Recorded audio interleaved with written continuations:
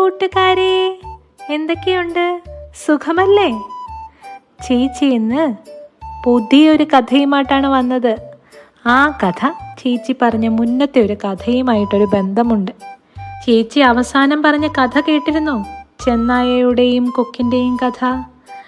അതിൻ്റെ 2ാം ഭാഗവുമായിട്ട് വരാമെന്ന് പറഞ്ഞിട്ടല്ലേ ചേച്ചി പോയത്? അതെ, ആ 2ാം ഭാഗം കേൾക്കാൻ നിങ്ങൾ തയ്യാറായോ? മുമ്പ് എന്താ സംഭവിച്ചതെന്ന് ഓർക്കുന്നുണ്ടോ? ചേച്ചി പെട്ടെന്നൊന്ന് പറയാം. ചെമ്പൻ ചെന്നായയുടെ വായിൽ മീൻമുള്ളു കുടുങ്ങിയതും നല്ലവളായ കാത്തുക്കൊക്ക് ആ മുള്ളെടുത്ത് ചെമ്പനെ സഹായിച്ചതും, പക്ഷെ ദുഷ്ടനായ ചെമ്പൻ ഒരു നന്ദി പോലും പറയാതെ ഓടിപ്പോയതുമൊക്കെ ഓർക്കുന്നുണ്ടോ? ഇനി എന്താണ് സംഭവിച്ചതെന്ന് നമുക്ക് നോക്കാം.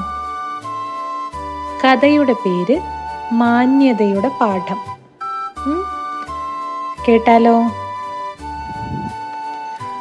ഒരു ദിവസം ചെമ്പൻ ചെന്നായ കാട്ടിലൂടെ നടന്നു വരികയായിരുന്നു. അപ്പോൾ കാത്തുക്കൊക്കിനെ വീണ്ടും കണ്ടുമുട്ടി. ചെമ്പന് പഴയ കാര്യം ഓർമ്മ വന്നു.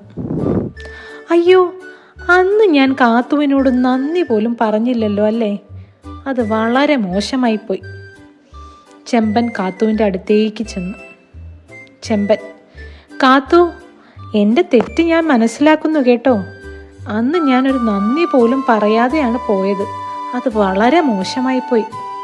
കാത്തു: സാരമില്ല ചെമ്പ, അത് ഞാൻ അപ്പോഴേ മറന്നല്ലോ. എനിക്കതിലൊരു വിഷമവുമില്ല. കാത്തുക്കൊക്ക് വളരെ നല്ലവളാണല്ലേ. മുമ്പത്തെ കാര്യമൊന്നും ഓർത്തു വച്ച് ചെമ്പനോട് ദേഷ്യമൊന്നും കാണിച്ചില്ല. ചെമ്പൻ ചെന്നായയ്ക്ക് അതുകൊണ്ടൊന്നും സമാധാനമായില്ല.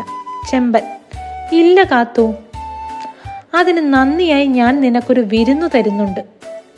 നീ നാളെ എൻ്റെ വീട്ടിലേക്ക് വരണം.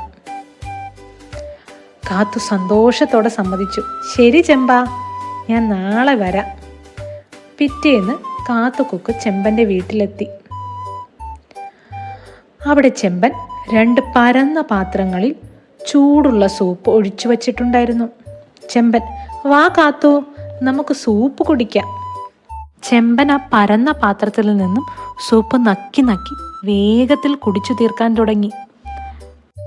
ആ നീളമുള്ള കൊക്കുകൾ വെച്ച് പരന്ന പാത്രത്തിൽ നിന്നും കാത്തുവിന് സൂപ്പ് കുടിക്കാനാകുമോ? ഇല്ല, കാത്തുവിന് ഒട്ടും സൂപ്പ് കുടിക്കാൻ പറ്റിയില്ല. കാരണം കൊക്കിന് പരന്ന പാത്രത്തിൽ നിന്നും സൂപ്പ് കുടിക്കാൻ കഴിയില്ല കൂട്ടുകാരെ. ദുഷ്ടനായ ചെമ്പൻ ഇതറിയാമായിരുന്നു. ചെമ്പൻ മനഃപൂർവ്വം കാത്തുവിനെ പറ്റിച്ചതാണ്. പാവം കാത്തു വിഷമത്തോടെ തല കുനിച്ച് അവിടെ നിന്നും ഇറങ്ങിപ്പോയി. കുറച്ച് ദിവസങ്ങൾക്ക് ശേഷം കാത്തുക്കൊക്ക് ചെമ്പൻ ചെന്നായയെ കണ്ടു. കാത്തു: ചെമ്പാ, നീ നാളെ എൻ്റെ വീട്ടിൽ വരണം കേട്ടോ. ഞാൻ നിനക്കൊരു വിരുന്നൊരുക്കിയിട്ടുണ്ട്. ഓഹോ, കാത്തുക്കൊക്ക് എന്തിനാണ് ഇപ്പോൾ ചെമ്പനെ ക്ഷണിച്ചത്? നമുക്ക് നോക്കാം. പിറ്റേന്ന് ചെമ്പൻ ചെന്നായ കാത്തുവിൻ്റെ വീട്ടിലെത്തി. അവിടെ കാത്തു ഒരു പരന്ന പാത്രത്തിലും ഒരു നീണ്ട കൂജയിലും സൂപ്പൊഴിച്ചു വച്ചിട്ടുണ്ടായിരുന്നു. കാത്തു സന്തോഷത്തോടെ വിളിച്ചു: വാ ചെമ്പാ, നമുക്ക് സൂപ്പ് കുടിക്കാം.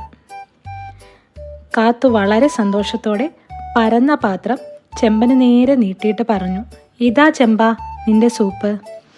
എന്നിട്ട് കാത്തു കൂജയിലെ സൂപ്പിലേക്ക് നീണ്ട കഴുത്ത് താഴ്ത്തി സാവധാനം കുടിച്ചു. ചെമ്പനും കാത്തും വളരെ സാവധാനത്തിലും സന്തോഷത്തിലും സൂപ്പ് കുടിച്ചു തീർത്തു. ഓർക്കുന്നുണ്ടോ കൂട്ടുകാരെ? പണ്ട് ചെമ്പൻ കാത്തുവിനെ പറ്റിക്കാൻ വേണ്ടി പരന്ന പാത്രത്തിൽ സൂപ്പ് കൊടുത്തിട്ട് കാത്തുവിന് കുടിക്കാൻ പറ്റാതെ വിഷമിച്ചിറങ്ങിപ്പോയത്. അതിപ്പോൾ ചെമ്പൻ ഓർമ്മ വന്നു. ശോ, ഞാൻ കാത്തുവിനോട് ചെയ്തത് വലിയ തെറ്റായിപ്പോയി. ചെമ്പൻ നെടുവേർപ്പെട്ടു. അവൻ ആകെ നാണക്കേട് തോന്നി.